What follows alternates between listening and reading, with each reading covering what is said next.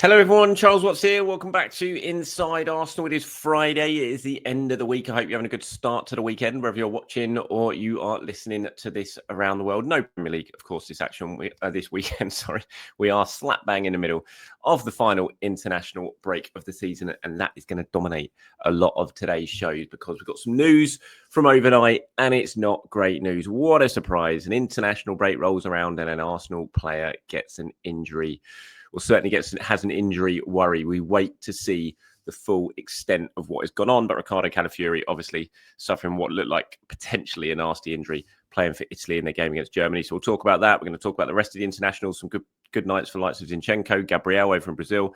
Got a very good win. Not so good night for William Saliba. Got some comments and questions from you guys as well to get stuck into. But we'll start with Riccardo Calafiori. Now, if you haven't seen the clip yet, you can find it on my social media. You can find it all over social media. I'm sure you probably have seen it.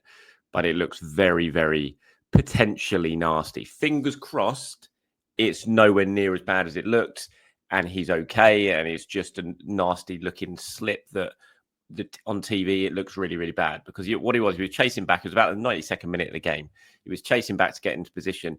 And he just went to turn to look at where the ball was coming from. And you just saw his legs just go and went underneath his body. He crashed down on his knee.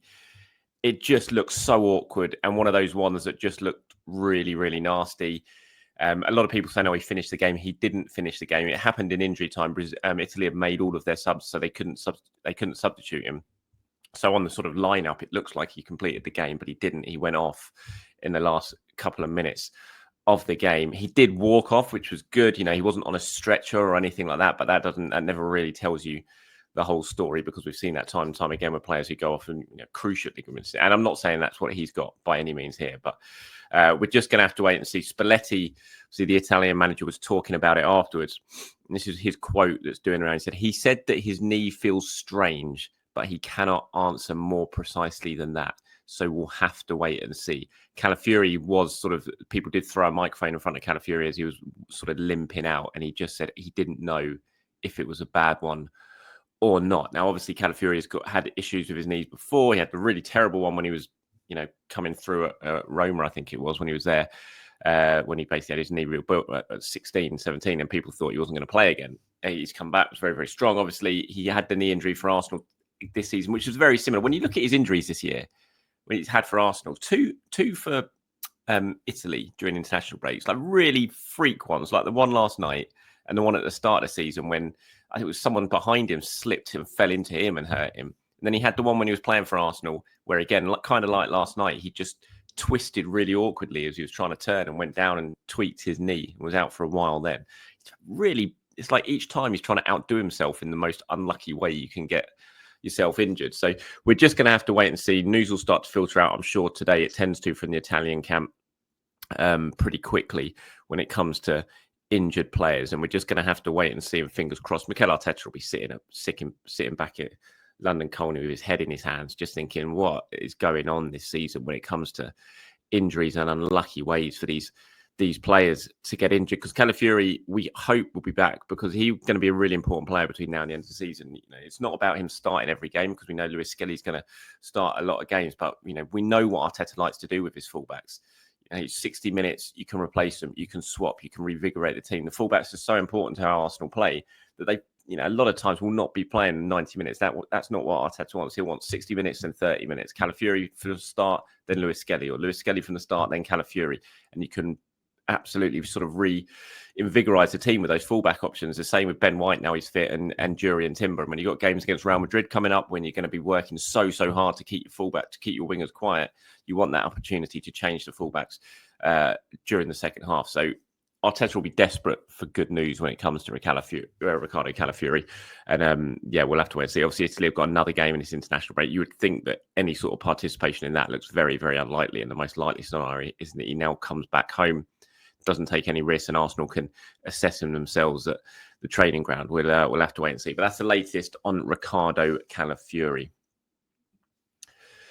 Elsewhere on the international break, another goal from Mikel Merino, fox in the box striker that he is. Last minute equaliser for Spain yesterday in their game against Jurian Timber and the Netherlands. 2-2. Nico Williams scoring the first goal for Spain. Holland coming back, getting to themselves, looked like they were going to go and win the game. Went down 10 men, Holland. Then Mikel Merino stepped up. It was Nico Williams cutting in from the left-hand side, had a shot. Goalkeeper probably could have done better, I thought, but he spilled it. And there was Merino, as I said, fox in the box to drill in the equaliser to continue his fine goal-scoring form of late. He wasn't playing as a striker, obviously, for Spain, but he was in that position in and around the sort of penalty spot, 6-yard box to take advantage of any slip-ups late on. And he did just that. And if what you want for Arsenal, this is our striker basically between now and the end of the season. So you want his form up, you want his confidence up, and this would have, certainly boosted his confidence even more, scoring this goal. So yeah, fair play, Mikel Merino, excellent form for him. Oleksandr Zinchenko had a really good game. By all accounts, named man of the match I saw for Ukraine yesterday in their win against Belgium. Really good win that was. Assist for Zinchenko, playing in that midfield role that he tends to do for his national side, that we've seen him start playing in of late for Arsenal as well. So an assist for Zinchenko, really good game for him. Saliba, France, disappointing result for them, losing 2-0. Saliba I haven't seen the goals yet. I saw a report saying Saliba was beaten in the air for the first goal. I'm not sure. I haven't seen them yet, but that'll be a disappointing result for them. Trying to think what other scores. Gabriel last night for Brazil overnight, 2-1 win for them against Colombia. Vinny Jr. scoring very, very late on. Gabriel playing the whole game in that match. Yellow card for Gabriel, but looked at his score rating, seemed like he had a good game. So everyone came through unscathed from the internationals, which is obviously a good thing. Kieran Tierney came on as a substitute for Scotland in their win against Greece as well. So Calafiori, the one big concern from last night's international fixtures. We'll have to see what happens tonight. Fingers crossed, no more injury news. But yeah, that was a roundup from last night. So when you look at what's ahead tonight, that Brazil-Colombia game at the top that you're looking at on screen, obviously that has happened, 2-1 to Brazil. We've got Ghana in action, so Thomas Partey playing versus Chad in their World Cup qualifier a little bit later on today. Of course, we've got England, Declan Rice playing, and Miles Lewis-Skelly. Is he going to make his England debut today? I hope he does. It'd be a fantastic moment for him. I hope he hasn't been looking at any of the stuff on social media. Honestly, it's been driving me mad. What is wrong with people? The reaction to Lewis Skelly has just been... I don't understand why he winds people up. Well, I actually do. I think it's because he's a young, successful black man who a lot of people in this country have issues with. And it's got to be called out when you need to call it out. I don't think literally a picture of him turning up, smiling at England. That's all it was that was posted online. And the abuse that he got from people underneath, calling him arrogant, cocky, punchable, chinnable, stuff like that. It was a picture of him smiling, going to England for the first time. How is any of those things applied to a picture like that? It's just pure racism, in my view, and it needs to be called out for what it is. And I hope he shuts them all up tonight. I hope he goes out there. He plays brilliantly for England, just like he plays brilliantly for Arsenal. This reputation that he's got is just an absolute joke. It's just jealous, embarrassing idiots looking at a picture of a young, successful black guy who has come up and has taken football by storm this season. You telling me? I tell you what, look at the response to... There's been so many pictures of Dan Burn on the England account since his first call up this week. The difference in how it's been viewed this is Dan Burn. What a brilliant moment for him. Fantastic. And then the difference from that, how that's the reaction from the everyday people, certainly in this country, to Miles Lewis-Skelly. There's only one difference here. One's white, one's black. It's racism, pure and simple, and it's a joke. It's a disgrace. And I really hope Miles Lewis-Skelly goes and shuts them all up tonight with a brilliant performance for England and just shows, right, I'm here. I'm not going anywhere. I'm here to stay. And I really hope he does.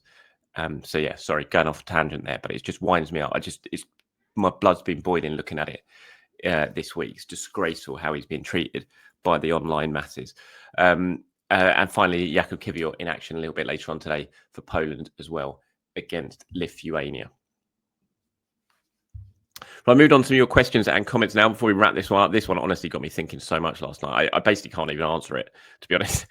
This is from Neil. It says, option A, sell Gabriel and bring in Isak, leaving us with a centre-back pairing of Calafiori and Saliba and Isak up front. Or option B, keep Gabriel to obviously part of Saliba and Sesko up top Which one are you going for? This is so difficult. I mean, it's so tough. I think. Oh, I've been thinking about it for like 12 hours since I selected this thing. I think I would probably. My issue is I think I would want Isak. Look, I want Isak because I think he's a difference maker, the striker who would, if he stays fit, would win Arsenal the league. I'm absolutely convinced of it. But I'm not sure I'd want Saliba and Calafiori as a centre back partnership. So if I could sign another centre back potentially as well, and pair him with Saliba, I think I would choose that. I'm not sure Saliba Calafiori, from what I've seen of Calafiori so far, wins Arsenal. I don't think that's a centre back partnership that can, even if you've got Isak up top, I worry, even though you'd have Timber and Lewis Kelly, I'd worry about that. So maybe I'd want another centre back. So I think from that, I would probably go with option B and keep Saliba and Gabriel, and then hope that Sesko turns into this striker that Arsenal clearly think he might be able to go for. But I don't know. It's so, honestly, it's a flip of the coin type thing. I'd love to get your views. Everyone watching, try and answer that better than I've answered it, because I think it's a really, really tough one to answer. Right, the Pundit 99 says, I think most Arsenal fans, me included, would wish to keep this team until it wins something. Losing any core member before winning anything feels very sad and creates a huge crack. If we win the Champions League this season, I would sell anyone and reinvest wisely. This group of players has to win something together, especially the core of Arteta, Raya, Saliba, Gabriel, Rice, Odegaard, Saka. Keep them at all costs for now. I agree with that sentiment. I think if this team breaks up without winning anything, it'll be a crying shame.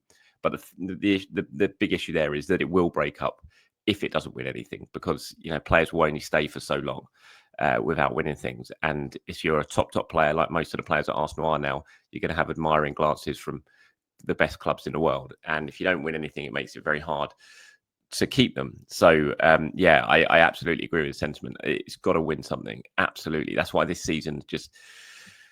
Yes, there's been the injuries, and I don't use injuries as an excuse. I use injuries as a reason for Arsenal's struggles this season. And I think it's impossible to assess Arsenal's season without talking about injuries, and that is not an excuse. It's just fact that Arsenal's season has been decimated by injuries. Did they do enough to protect themselves from injuries? No. Did they do enough to react from in the injuries? No. But that doesn't take away from the fact that the injuries have had a massive impact. It's a simple question of if Liverpool lost if Liverpool lost Salah in December and Saka had stayed fit for the whole season, would Arsenal be ahead of Liverpool now?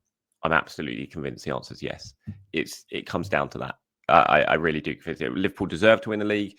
They've been better. Their key players have stayed fit. Certainly, they've had Salah, who's had this generational season.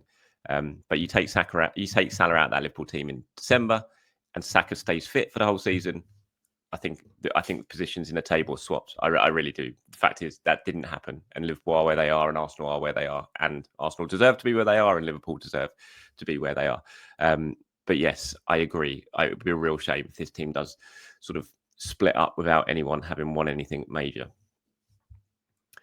One from Max now, who says, another important factor on why we have to make new contracts for Saka, Gabriel and Saliba a top priority this summer is next summer is the World Cup. All three players will be starters for their countries that go deep into the tournament.